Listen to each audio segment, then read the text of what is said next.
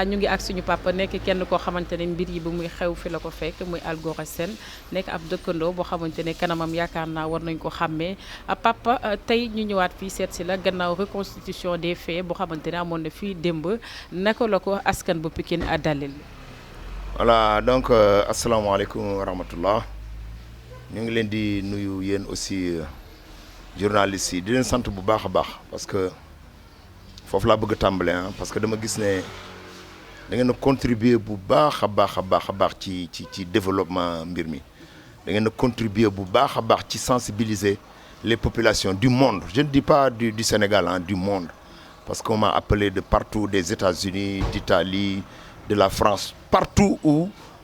Pikinois mu nga foofu woo nañ ma parce que dañu jaaxle woon te man la ñu amoon comme repère comme référence pour man ma woo laaj ma mën leen expliquer lu xew donc yéen aussi vraiment amel nañ leen cant amel nañ leen gërëm donc beneen bi moom mooy reconstitution bi mu amee démb dañ jàppoon ne sax ñun day nekk loo xam ne lii wax dëgg yàlla dañ koy assister wala au moins nañ ñu bàyyi ñu taxaw fekkee ko mais je le répète encore une fois féliciter la police parce que def nañ encore démb liggéey bu mucc ayib parce que bi ñu indee waa ji ci ay auto banalisé yu bari banalisé la ñu indi mu fees fi del ñu indi camion gémi indi seen fourgonnette bi donc vraiment def benn sécurité boo xam ne bu extraordinaire koñ yi kenn du génn tali bi ñu baare ko en longueur mu gudd ñun kër yi nga xam ne dañu nekkoon en face ci tali bi dañu tëjoon à l'intérieur teg ñaari agent ci buntu kër bu nekk boutique yi dañu leen fermé woon soxna yi doon jaay ci kaw tali bi dañu leen lalliloo donc loolu man dama ko gis yenn ñi sax ñu ngi doon wax non ñii dañu war a bàyyi ñu xool mais xam nga nit ñi fii dañu xaw a sob mais plutôt loolu dama gis suñu sécurité la loolu dafa extraordinaire sama xol daf ci sedd à nouveau par rapport à la police mais beneen partie bi moom mooy suñu xol suñu góom bi dafa beesaat voilà ndekete reconstitution day beesalaat góom parce que dafa mel ni affaire bi mi ngi door a amaat ku ñu war a indi ngay bëgg a wane ana nan nga ko defee woon ñun ñoo ngi toog fii ci kër gi mais ñoo ngi imaginer actes yi ñoo ngi imaginer gestes yi non c'était très dur à supporter loolu benn la ba pare reconstitution yi bi ñu koy def bi ñu toogee fii parce que fii lañ tegoon booy bi di ko nax loolu aussi beneen leneen lu metti la ñu def quoi. kon bi ñu jógee ci quincaillerie bi dañu ñëw fii ak booy bi. non indiwaatuñ ko fii loolu doon nañ ko xaar defee ne reconstitution bi yooyu yëpp dina ci bokk mais malheureusement indiwaatuñ ko mais li ñu metti woon moom mooy bi ñu toogee fii ñuy def reconstitution bi man maa ngi imaginer booy bi ni ma ko doon naxee ba indi ko woon mu toog ko fii sama waa kër di ko nax donc loolu tamit lu metti chaque fois léegi su may romb nii rek su ma gisee affaire bi li may njëkk a def tik moom mooy Xaasim souvent damay wax xale yi ñu may kii noonu ma ne leen j'aimerais rencontrer quand même Xaasim jombul sax yàlla dina dogal bés bu disponible ba ñu mën ko seeti ma dem kaso. da nga am yërmande ci moom. pas yërmande mais dama am juste ay questions yu ma ko bëgg a poser. comme lan ak lan. comme laaj ko jooy yu metti yi mu doon jooy juste ça. c'était quoi il pensait à quoi. parce que man daf ma ci dem ba sama waa kër feebar ci yaa ngi dégg di ko jooyle di ko nax ma ne ko moment boobu qu'est-ce qu'il sentait parce que léeg-léeg li jaaxaloon aussi waa kër gi moom mooy booy bi day toog ba yàgg mu noppi mais ñoom xam nga dañ doon toog fii ñoom it di ñaanal ki def affaire bi te booy baa ngi toog ki def lii yàlla na ko nangam mais chaque fois suñu waxee loolu booy bi day jooy vous voyez donc non vraiment man daal nit ku lëndëm la quoi. Xaasim bokk na ci ñi nga xam ne yéen a nekkoon ensemble maanaam ñi ñu mën a wooyee les témoins oculaires ndax mun nga dellu tuuti ci film boobu noonu après yow bi nga demee gis corps bi ak ki nga xam ne mooy commerçant bi. pour revenir sur ça loolu aussi lu doy waar la parce que man comme que j'étais les premiers sur les lieux à part xale bi ñu yónni woon pour mu defi Wave bi mu ñëw ne dafa gis loolu j'étais les premiers sur les lieux donc def constat bi woo police woo sapeur pompier yeneen ñaari xale daal ñoo ma gis ma agité ñu laaj ma papa lan la ma expliqué leen ko ñu ñëw ñoom it jaaxle taxaw ak man on était maximum 4 ou 5 moom booy bi moom moo ñu sixièmal wala cinquièmal mais vitesse la duggee nag ci biir xamuñu fan la jógee xamuñu kan moo ko informé mais vitesse la duggee rek daw ma bëgg ko téye parce que boobu dama commencé di sécuriser bëgguma kenn romb pour dugg ci biir pour affaire empreinte li ñuy wax c'est police scientifique pour ma assurer au moins nit ñi mais assurer sama bopp parce que ginnaaw je suis le premier j'étais certain que police dina am ay enquêtes yu ma def ak man donc il fallait que ma assurer loolu mais moom dafa féqu daw dugg ci biir d'ailleurs moom moo ma wax sax moom moo ma xamal parce que man li muy nekk sama cliente musuma xam nu mu tudd moom laa dégg mu ne Kiné yuuxu ci kaw wëlbati ko rek daanu sama kanam nag di jooy non après ma yërëm ko am na yaa quelqu'un qu'il connaît moom moo ma ne foofu à l'intérieur pourtant dafa war a ngénte après demain loolu ma gën ko yërëm nag après vraiment ma occupé wu comme que moom faatu na te moom collègue am la moom dara jotu ko man bëgguma dara jot ko donc ma koy toppatoo di ko consoler di ko wax àdduna amul solo yàlla moo ko dogal da ngay muñ góor nga bul def nii vraiment di ko consoler ba mu commencé dal aussitôt après nag ci la police ñëw mais ce que j'ai remarqué moom mooy police bi mu ne tëll dafa dugg dafa mel ne rajo boo taaloon muy wax ba yàgg rek nga fay ko police dafa dugg rek mu noppi ça aussi xam nga yooyu da nga koy def après ngay def ngay retourner waat sa film yow pour xam situation bi exactement noppi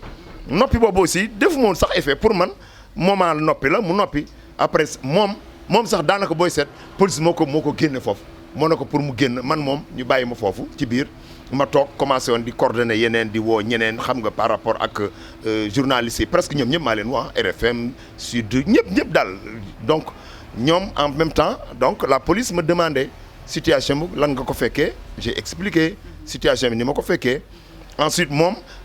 bi mu génnee ma wax leen yóbbu leen ko kër ga ci lañ ko indi fii nag mu toog fii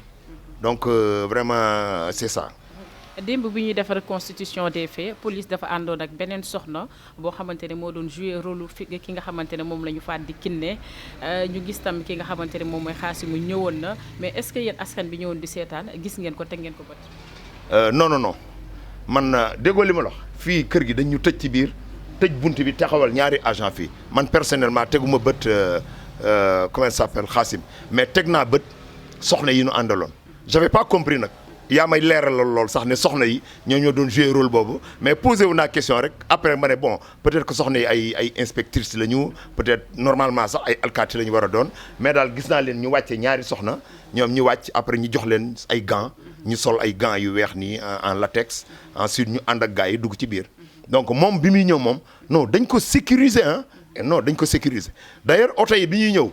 mënoo woon xam kii ci ban oto la nekk ci oto yi voilà donc voilà quoi. waaw yow bi nga demee ba juste ñu génnee image yi xamal adduna bi ni waa ji ni moom moo faat Kiné Gaye te nga nekkoon ak moom lan moo nekkoon sa première impression bi nga amee information boobu. bi ma amee information boobu yàlla laa njëkk a xalaat waaye je me suis dit yàlla daal moom li nañ ko bàyyi ak ay nitam quoi. c'est-à-dire nit dafa lëndëm loolu laa njëkk a xalaat dama ne daal bu yeboo ñun ñëpp. ñuy tey moom nag jàngal na ma dara quoi moom mooy man nit dootul ñu wax ma nii rek après ma nekk foofu di planer rek naa oui c'est vrai jàpp ci li mu wax non léegi defe naa ne dinaa gën di teey parce que loolu la ma Xaasim jàngal dinaa gën di teey dinaa gën di def attention pour que parce que nit dafa lëndëm c'était inimaginable pour moi affaire bi war a nekk moom mais il a fait beaucoup de mal parce que ñun waa Pikine jour boobu tout le monde était excité ñëpp naan suñ ko jàppee même booy yi taxawoon fii ko suñ ko jàppee dañ koy rey suñ ko nii dañ koy rey mi ngi toogoon fii di dégg loolu ñuy wax loolu suñ ko defee nii ainsi de suite ndekete ci ñun la c'est ça qui nous a fait mal en plus ndekete pikinois la ndekete pikinois pur et dur la ñun ñoo ngi jàpp ne ñun ay yeneen jàmbur ñoom ñooy ñëw di ñu def lii ndekete ñun ñoo koy def suñu bopp loolu tamit beneen métti la boo xam ne bii wax dëgg yàlla góom bu mu dul fay la daal vraiment métti na daal. waaw papa ba tey dañuy ñëw ci pression bi nga xam ne moom la Xaasim wax nee nañu pression familiale la en tant que kilifa ban conseil ngay jox askan bi ak lan moo ñëw sa xel directement bi ñu la xamale ngénte doomam. voilà loolu xam nga du lay moom du lay mais quand même am na la pression sociale. D'ailleurs incha allah ci sitting bi nekk na point boo xam ne bii noté naa ko bu ma bëgg a développer aussi mais c'est la pression sociale loolu aussi je demande aux mamans je demande aux sœurs parce que en général jigéen ñi la mais góor ñi loolu du seen affaire ñu yërëm seen mag yi wala seen rakk yi mais yaay yi aussi ñu yërëm seen doom yi adduna dara xëyul rek mu sotti nit ki waroo koo teg loo xam ne lii mënu ko te souvent le grand problème moom mooy mënul ñàkk alors que lépp mën na ñàkk dañ lay wax lii mënul ñàkk te li ñuy wax ne mënul ñàkk souvent dañuy croiser les bras di la wax mënul ñàkk rek mais du dañ lay dimbale ci mënul ñàkk boobu. Donc il faut que cette pression sociale là ñu teggil ko tuuti xale yu góor yi d'ailleurs ñu bëri ñi ngi toog fii yu wutuñu soxna c'est la pression sociale. On leur dit fii boo duggee ci affaire soxna di nga def lii di nga def lii di nga def lii cette pression sociale là wax dëgg yàlla dafa bokk ci li nga xam ne nii mi ngi yàq jamono. D'ailleurs c'est pourquoi je suis très contre les gens qui disent que xale yi amuñu liggéey moo tax ñuy def lu bon. Xaasim dafa doon liggéey amoon na salaire ah am na soxna am na doom gis nga ni muy solo jomba ñaaw la woon ki wàcce liggéey Fatoumata Matar Ndiaye c'était son chauffeur daf doon liggéey. amoon na xaalis amoon na salaire mais def na ko donc lan mooy le véritable problème moom mooy pression sociale bi te moom it pression sociale la amoon chauffeur Fatoumata Matar Ndiaye mais dans tout ça réuni nañu xam xale yi nañu xam seen bopp te ñu gore soo goree rek lépp di nga ko am incha allah parce que àdduna xëyul rek sotti. Papa ci kanam tuuti yéen a ngi waajal benn sitting boo xamante ne da ngeen fas yéene rek a naqarlu li nga xamante ni jot na fi xew. Bon li ñuy motiver c'est ça c'est l'insécurité galopante on a dit mais qu'est-ce qu'il faut faire ñu bëgg a def benn sitting boo xam ne bii nag peut-être que dafa xaw a spécial c'est pourquoi chaque fois que les gens me disent marche rek je rectifie tout de suite je dis non sitting même au niveau de la sous-préfecture dama dem ñu bëgg a bind marche ci këyit bi ma ne non sitting ñu ne lan mooy sitting et je me suis rendu compte que ñu bëri xamuñu lan mooy sitting may leen loolu anglais sitting mooy toog sur sit in exactement xam nga toog fii donc loolu sax lañ ko bëgg a defaale su ne mën na nekk nit ñi suñ ñëwee duñu taxaw sax mais dañu bëgg ñëpp toog ñu passer le message mais cette fois forme bi moom mooy lan du dénoncer pour dénoncer mais on va faire des propositions yoo xam ne yaakaar nañ ne que ça soit l'État que ça soit les démembrements de l'État suñ ko déggee et sukkandiku jombul dinañ am